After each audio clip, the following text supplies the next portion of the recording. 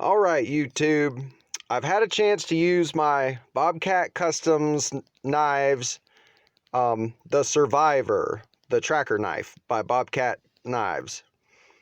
Real quick, I want to clarify. I touched on this yesterday when I made a quick unboxing video, but I got off topic. I was a little bit scattered, and I had mentioned the Tom Brown tracker, the Tops, product that Tops Knives makes. And where I had intended to go with that was that what I have seen, because I don't own a Tom Brown yet, is that one is much thicker even than this. From what I can tell, just watching videos and videos on the Tom Brown tracker made by Tops, is that thing is basically a hatchet.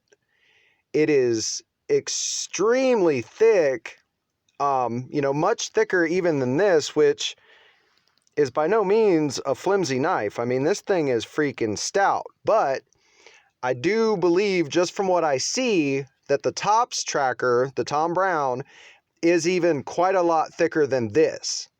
And I think that maybe that's where some of the complaints have come from, that customers that own the Tops tracker, and then they order this knife, and it's probably quite a bit thinner than that. I have a feeling that the Tom Brown tracker is an incredible tool, because it's basically a sexy hatchet. That thing is crazy thick. This knife here, the Bobcat Customs tracker, the Survivor, is 5 millimeters thick, I believe, and so it is a stout piece of steel. This is not something you're going to bend or break without really doing something to it. Now, I did get a chance to use it, just kind of doing some simple bushcraft type wood stuff. Now, the one thing that I have noticed right off the bat after using this for several hours, to just kind of do bushcrafty stuff, some whittling, a little bit of batoning, not really, because I don't want to really bend anything, even though I think it would take it. But these saw teeth are not saw teeth on this model. And that's another difference of that Tops brand, Tom Brown tracker, is that the saw teeth, from what I remember, they're actually saw teeth. Like, a tooth goes this way, this way, this way, this way, this way, this, so it's actually a bit of a functional saw. On this particular knife, it looks super duper cool, but it is not effective on wood at all. I used the spine of this knife on some wood, and I tried, back and forth, change the angle back and forth, and it does nothing, absolutely nothing. So what I have determined is that on this particular knife is a fish scaler. And I think that that's probably, unless they just put these on here to look cool, that's probably the thought behind this, is to scale fish with. Because the build of the knife is very conducive to processing meat. You've got this beautiful belly for skinning and caping, even for filleting. You can get up here and hold the knife, and you can fillet, and get your meat that way. This scoop on the back is a fleshing tool. All you got to do is throw that deer's hide or whatever, raccoon hide, I don't know, over a tree branch and scrape the, the meat and the silver skin and stuff away from the hide. If I was going to complain about the knife, which, mind you, I love this knife. It's probably, oh man, it might be my favorite new knife. And I don't say that lightly, because I have some knives that I adore. But if I was going to complain, the jimping here is very sharp. It has very sharp edges. And now your finger is not going to slip, because that steel is actually so sharp on the corners that it'll kind of bite you. But I have thick skin, so I guess it kind of it works out. But if you have, soft hands, that's not going to be comfortable. You need to round those off, and they may not be as grippy then as, but they'll maybe a little more comfortable. So what I've decided for this knife, now I chopped wood like crazy. Some dry wood, some green wood.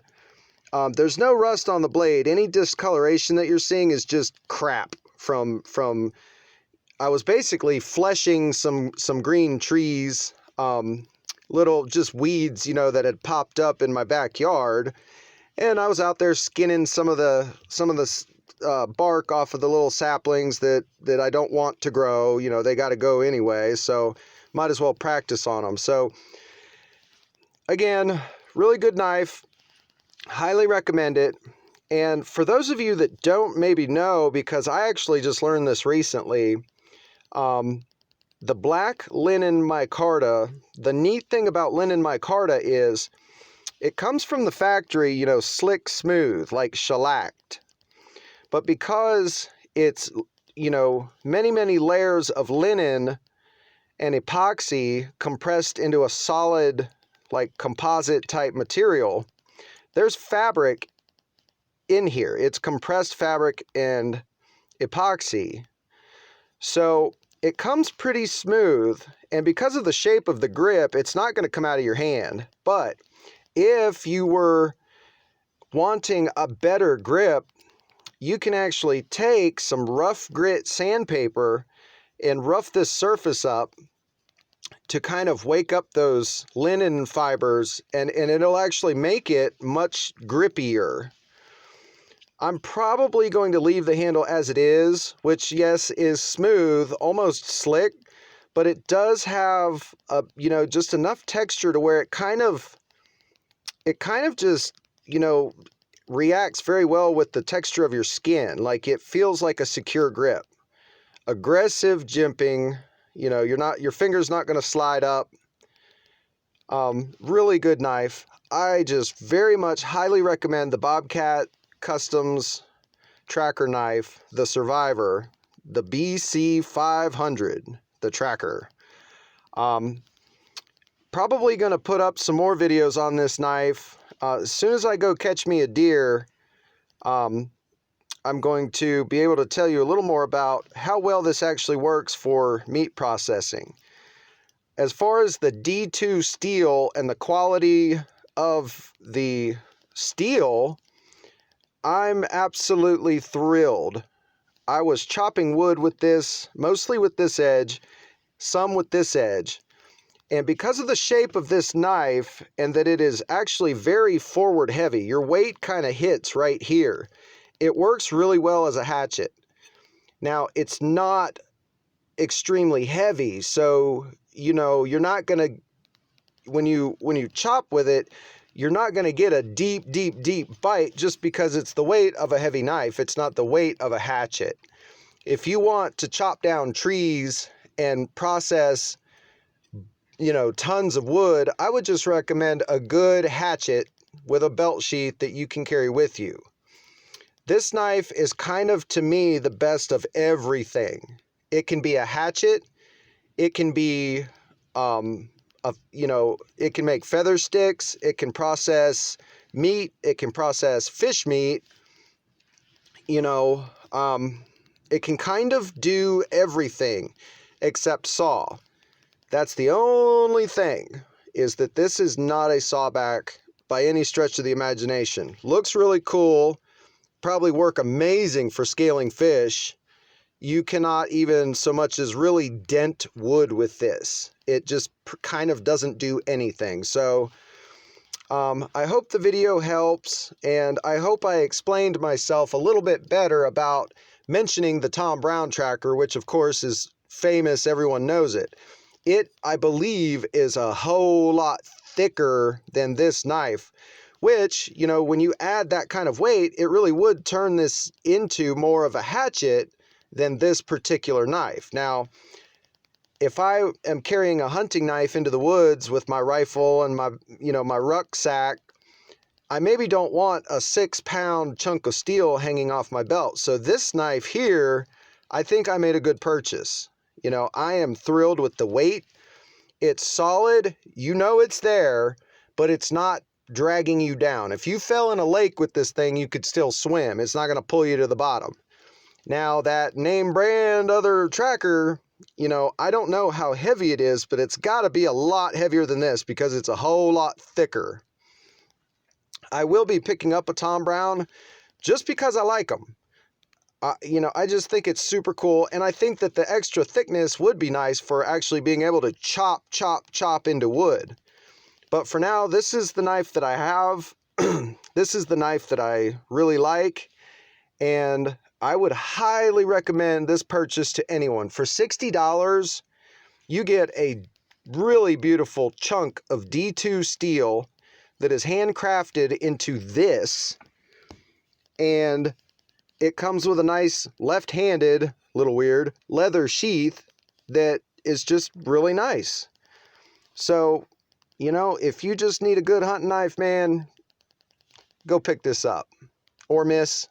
You know, it's a good knife for anyone. You can chop some stuff, you can skin a whole lot of stuff. It'll probably do anything you ask of it as far as an everyday hunting knife.